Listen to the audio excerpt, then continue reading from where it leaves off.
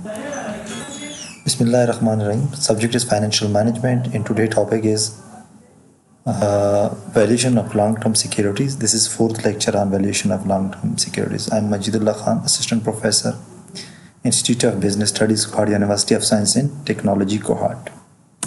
Today we will discuss calculating of rate of return, or it is also called yield. So bond yield to maturity means how much bond can give you required rate of return till maturities. Semi-annual coupon bond, those bond who provides you interest rate twice in a year. It just gave you half of the interest in after 6 months, and then second half is given to you in the second half of the month of the year. So we will also calculate its yield to maturity. Price bond yield relationship. What is the relationship between price and yield relationship? What is the role of bond maturity and price yield relationship? What is the role of coupon rate? So if all these topics, if today if I am unable to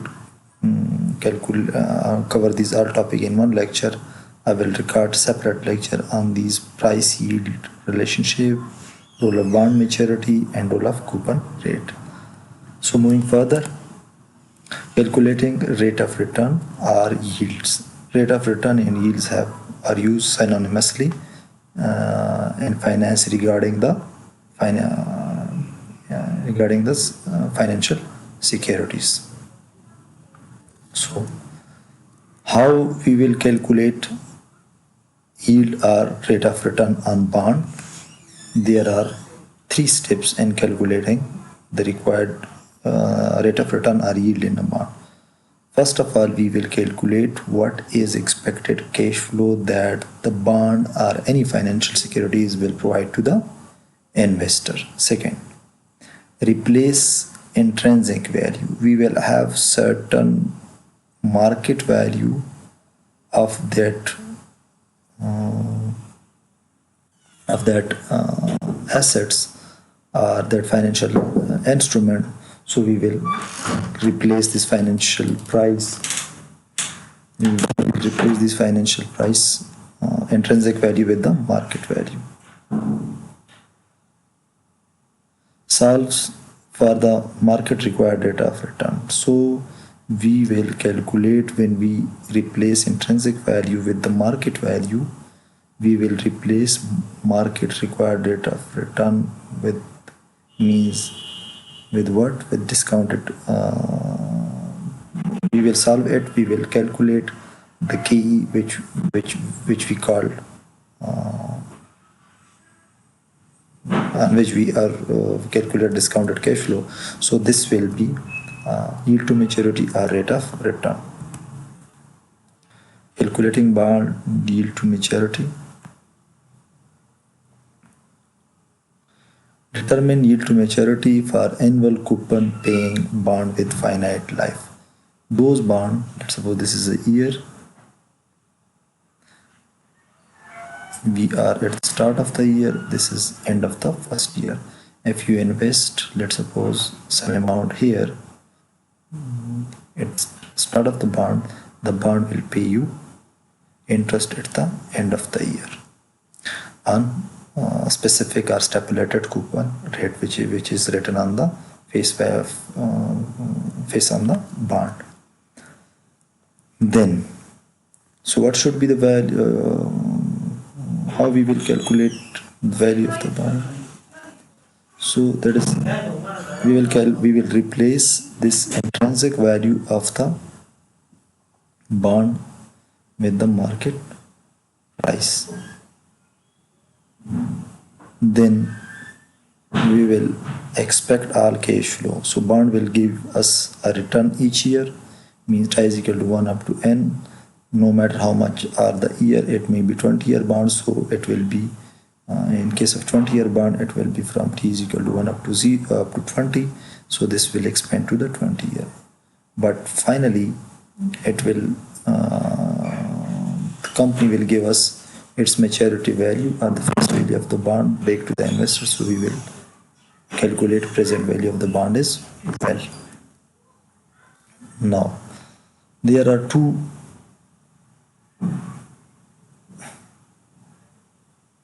factors. We will consider this interest. Let's suppose we, as an investor, you have a bond for, let's suppose, 20 years. First year, second, third, 19 and 20. So interest, let's suppose it give you 100 rupees interest each year. So it will be 100 for a year, it will be 100 a year, it will be 100 till 20 years. So till 20 years, the investor will receive 100 rupees as an interest. So it is equal amount after equal interval and for 20 years. So it is annuity. We will discount this interest as an annuity of the as an annuity. So we will use for discount present value interest factor for required rate of return and N. Then maturity values, we will discount it present value interest factor for a single amount, for KD interest rate and for the number of years. But when we solve this problem, in this case, we are not going to calculate the value because we replace this value with market price. So we will calculate this KD, and that will be the amount which will equate your interest and maturity value, present value with the market value. In the rate at which these value means present value of interest and maturity value and the current market price of the securities, the rate will be called YTM or yield to maturity. YTM an example. Let's suppose Geordie Miller want to determine the YTM. So requirement is YTM. And for an issue of outstanding bond, already bond have been issued at Basket Wonders BW. Basket Wonder has an issue of 10% annual coupon rate, so coupon rate is 10% with 15 years left to maturity. Still we have N is equal to 15 years. The bond have current market value with $1,250. So we have market value as well. What we will do? First step is to calculate expected cash flow. What is expected cash flow of the bond? So the bond, first step is expected cash flow. Calculate expected cash flow at first step. Second step is replace V with market value or market price MP. So market price is given in this case as well. Solve this problem for KD, required rate of return for a bond. When we solve it, what we get KD, that will be equal to yield to maturity. So first of all, since the bond have a face value, often when the face value is missing in any questions in finance, just assume that the bond have face value $1,000. So this bond have $1,000, means you invested $1,000. Coupon rate is 10%. How much? 10%. First of all, calculate the cash flow. So this bond will give you $100 each year. How much? $100 each year. This is I. I for how long? It will give you interest of $100 for 15 years. N is equal to 15. Now n is equal to 15, but at the end of 15 years you will get $1,000 maturity value of the bond, because the company is liable to pay you $1,000 at the end of the 15 years. So we have expected cash flow of this 100 is placed here. It will be discounted with discounting factor for annuity. Let's suppose we will try first. We will calculate this by hit and trial method, because we don't know which discounted rate will equate for us 1250 with these expected cash flow. The second expected cash flow after 15th year is how much? 10 after 15 years, the face value of the bond. So it will be discounted at the present value single amount, present value interest factor of single amount. Number of year we know, but we don't know what should be the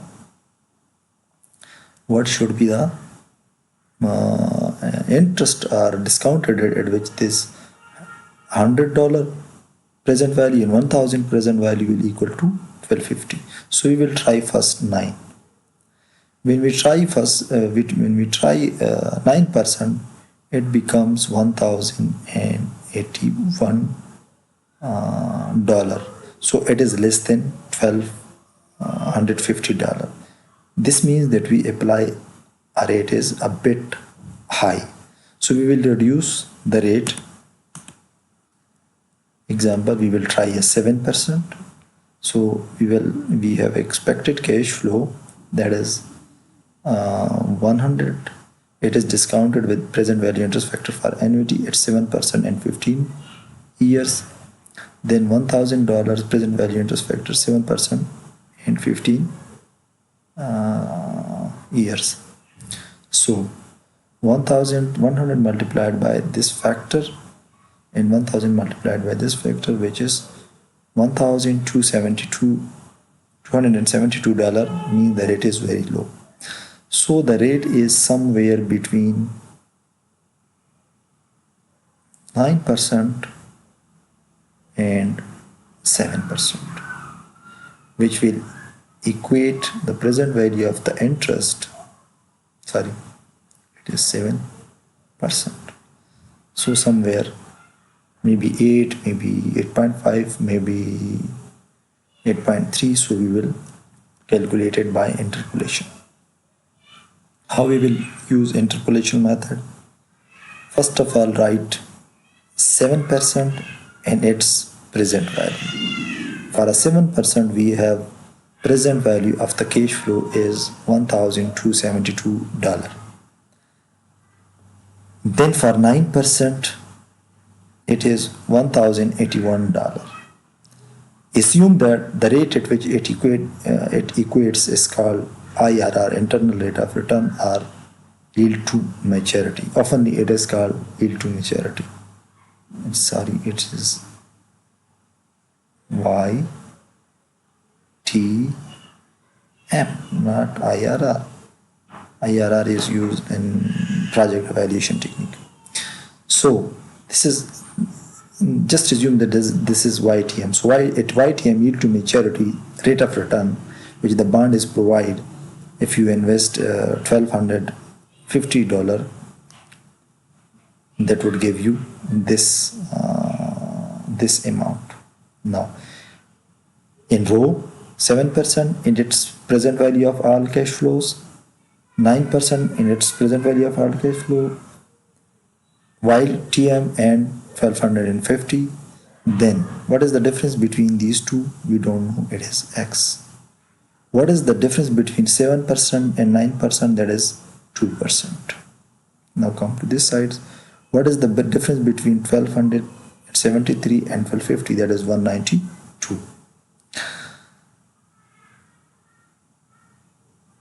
Sorry, it is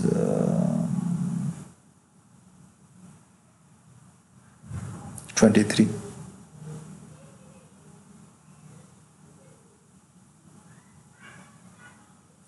And what is the difference between 1273 and 181? It is 192.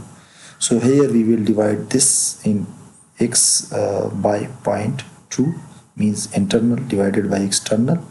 I divided it, and then this 23 divided by 192 by external, so don't consider this black line now. 192. When we solve it, we will get x. So x is equal to, here is a big mistake, that is equal to 23 in this amount is 192. So when we solve it, x becomes 0.0024. Now this x, we will achieve YTM how? 0.07 plus this x. So YTM plus 0.07 plus 0.0024, that will be equal to 0.0724, which is equal to 7.24%. So this is the yield to maturity, or the rate which equate the present market value with all future cash flow. YTM equates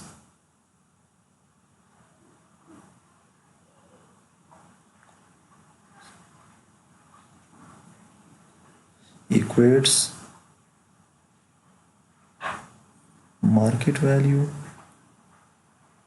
of bond with future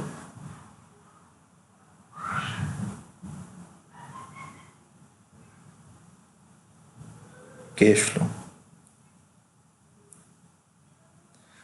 with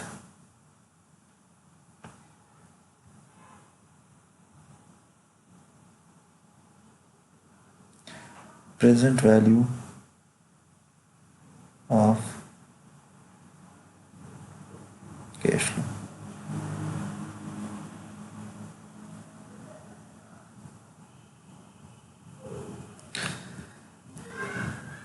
Semi-annual coupon bond. The same method of interpolation will be used to calculate the expected cash flow, but we will divide the I by 2 and KD by 2 and N multiplied by 2. So what is the difference between these two? Replace first expected cash flow for each 6 months. We will calculate expected cash flow, and then market maturity value at the end of last period. We will divide this KD by 2, because now we are compounding semi-annually. For semi-annually, we oftenly divide cash flow by 2 and then required rate of return by 2 and N multiplied by 2.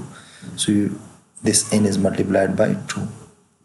Now what we will do, we will use this formula, the same formula, but this interest rate, let's suppose it was 100 previous in previous examples. If it will be divided by 2, it becomes 50. So it will become 50. So we will put here 50. This present value interest factor will be now the required rate of return. First we try 9%, we will try now 4.5%. Maturity value for how much?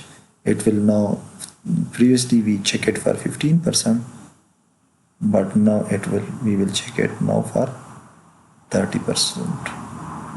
Sorry, for 15 years we will check it for 30 years. We will double our years in compounding semi-annually. Rest of the thing is same. This 1000 value will be same, but this will be divided by 2 required rate of return, and that is by N. Now when we calculate this KD, we will put it in an effective annual interest rate. which is equal to 1 plus KD divided by 2 raised to the power 2 minus 1, that would be yield to maturity annual rate. Effective annual rate formula is effective annual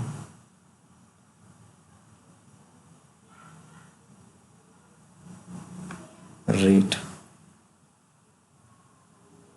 formula, just to remind you, is equal to 1 plus I divided by M raised to the power